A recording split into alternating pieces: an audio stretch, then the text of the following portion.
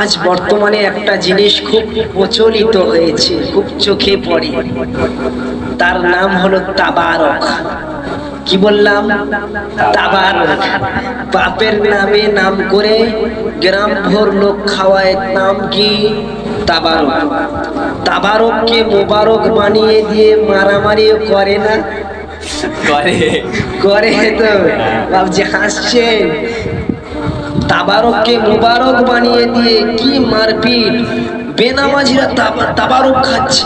কি খাচ্ছে? তাবারক। বাপের নামে 40-এ খতম দিচ্ছে আর বলছে পুরো গ্রাম ভর লোক খাওয়া ফরজ। কি চালিয়েছে? ফরজ না করলে পুরো সবাই হবে, তোমরা গুনাহগার হবে, এরকম মশলা বার করেছে। নাউযুবিল্লাহ মিন যালিক।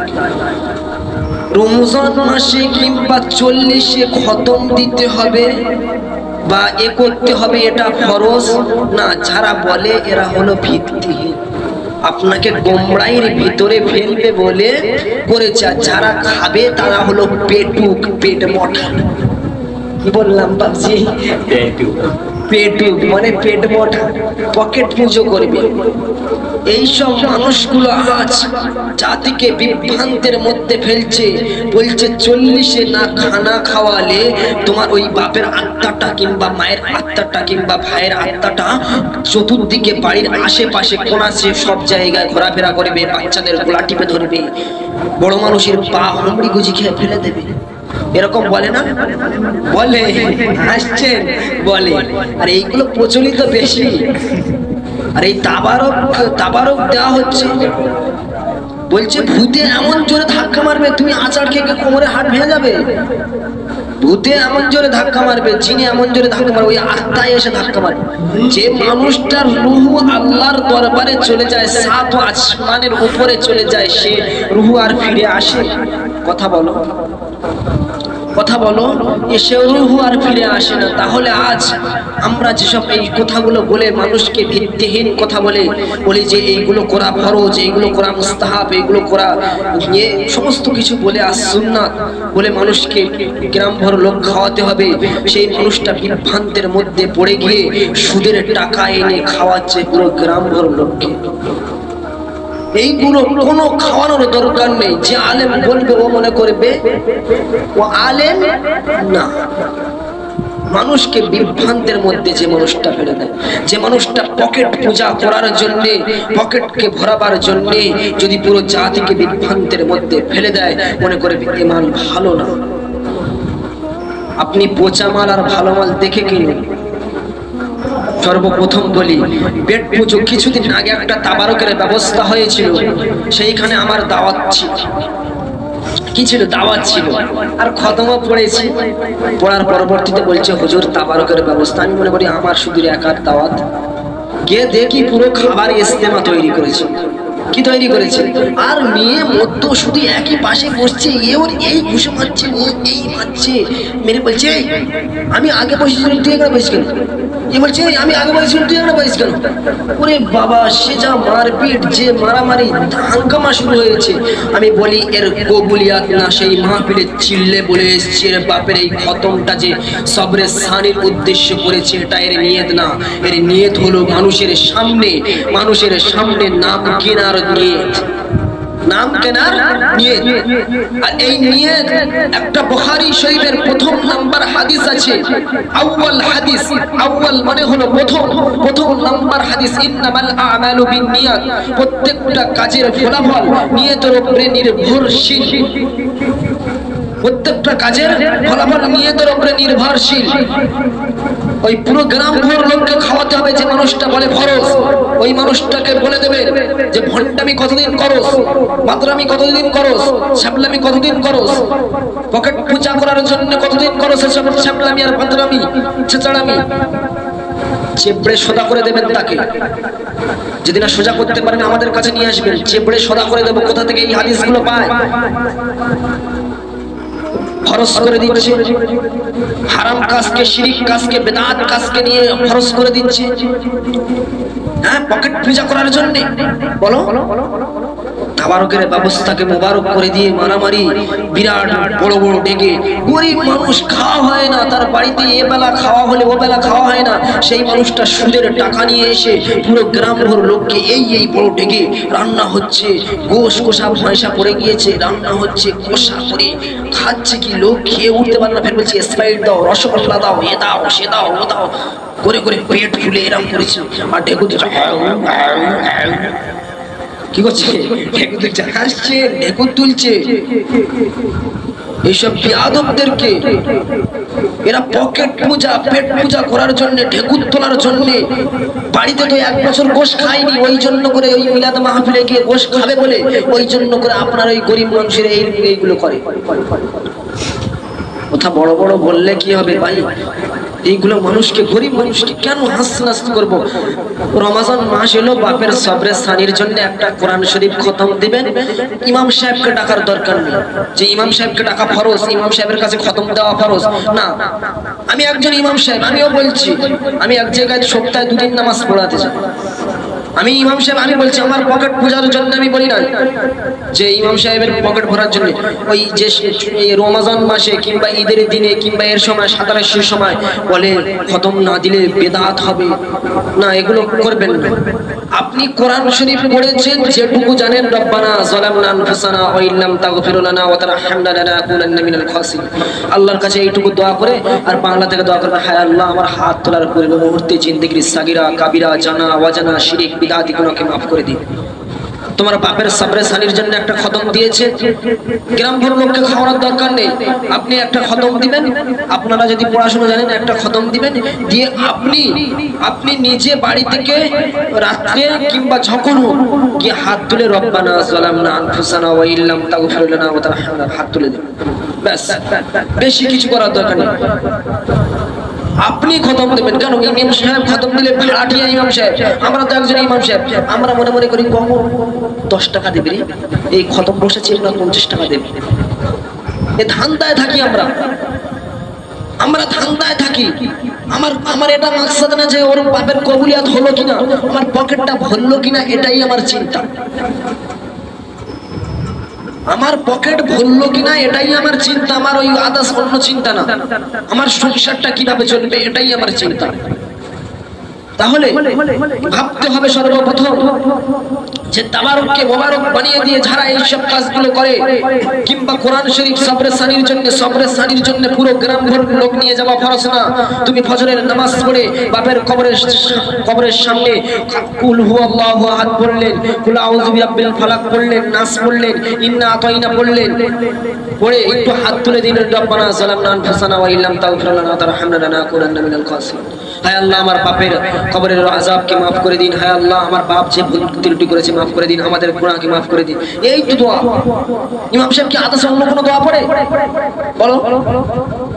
এইগুলো বললে বলবে ইমাম সাহেব, এই ইমাম সাহেবটাই খুব খারাপ, ব্যবসা বন্ধ করে দেয়। হায় হায়, ব্যবসা তো বন্ধ করবে কেন? এইগুলো আজ বর্তমানে এইসব কাজগুলো গরিব মানুষকে নাস্তে নাবুদ করে দেওয়ার জন্য অনেক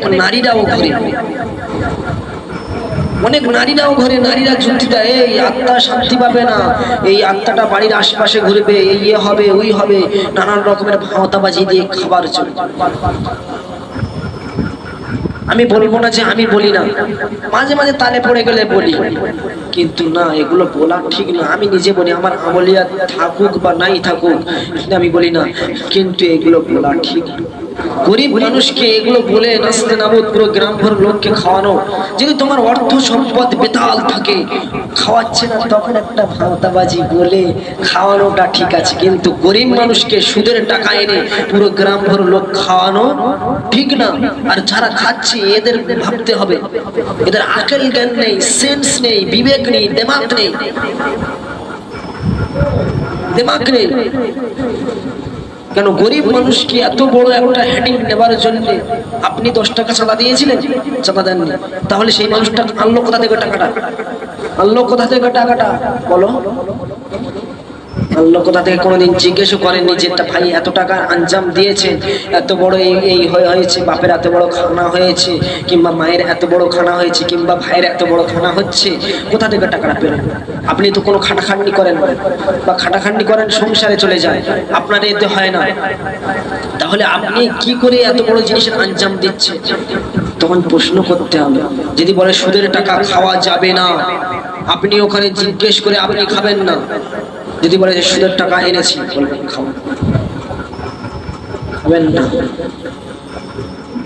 আর আমরা জিজ্ঞেসও করি না তো, যাচ্ছি ভালো ভালো গোশ তরকারি, মোচা চিংড়ি ঝোল, আর এটা সেটা, দই কোলা ডিম, সর্বপ্রথম ফলের নাস্তা, চা বিস্কুট দিয়ে 12-14 রকম তরকারি, ওরা সামলাতে পারি, শুনে শুনে গিয়ে বসে যাচ্ছে।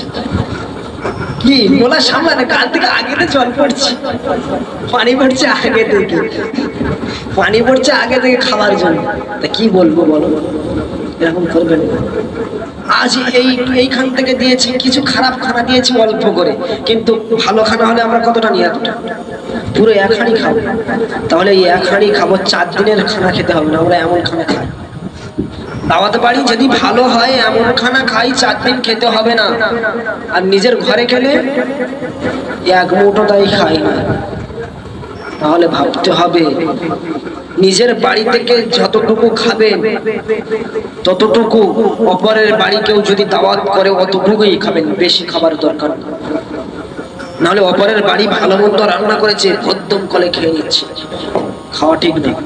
আমরা खाने के लिए आते हैं नहीं, सोने के लिए आते हैं नहीं, खाने पीने के सोने के लिए आते नहीं, আমরা দিন প্রচার करने के लिए आती है। কি দিন প্রচার করার জন্য এসেছি। আল্লাহর নবী বলেছেন যে দিন প্রচার করার জন্য আমরা এসেছি, আমরা খাবার শোবার আর ঘুমাবার জন্য আসি নাই। আল্লাহ আমাদের এর জন্য পাঠাই নাই। আমাদের 5 ওয়াক্ত নামাজকে ফরজ করেছে। অনেক বেনামাজি এই 40-এ খানা খেতে যায়, দেখবেন নামাজ পড়ে না, খাবা খাব পাচ্ছে। বড় লোক হলে জায়েজ আছে, কেননা ও টাকা কে খাবে, খান ঠিক আছে, কিন্তু গরিব মানুষের এত বড় নাস্তে নাবুদ করাটা ঠিক না আপনাদের। এই জন্য করে বলবো, যারা এইসব খতম কিংবা এইসব দিচ্ছেন, 40-এ মিলাদ কিংবা মাহফিল এইসব করছেন, এইগুলো গরিবের কাছ থেকে সবসময় ফ্যাসিলিটি দেবেন দিনের জন্যও। গরিব যে অতিরিক্ত গরিব, এবেলা খানা জুড়লে ওবেলা জোটে না, বড় লোকের কাছে একটু বেশি নেবেন। যার অতিরিক্ত টাকা আছে, ধনদৌলত আছে, তাদের কাছ থেকে একটু বেশি নেবেন, গরিবের কাছ থেকে কম নেবেন। কেন গরিব, সে গরিব মানুষ, এবেলা খানা জুড়লে ওবেলা জোটে না, তার কাছ থেকে মাহফিল দিনের কাজের পর্যন্ত জন্য অল্প টাকা নেবেন। আর যারা বড়লোক তাদের কাছ থেকে বেশি নেবেন। আল্লাহর নবীর আদর্শটা নাকি, আদর্শ মেনে চলতে হবে তো নাকি? সমস্ত দিক থেকে আল্লাহর নবীর সিরাত, জীবনী, আল্লাহর নবী কোনটা হারাম করেছে, কোনটা হালাল করেছে, কোনটা নাজায়েজ করেছে, কোনটা শিরক করেছে, এগুলো শিখতে হবে।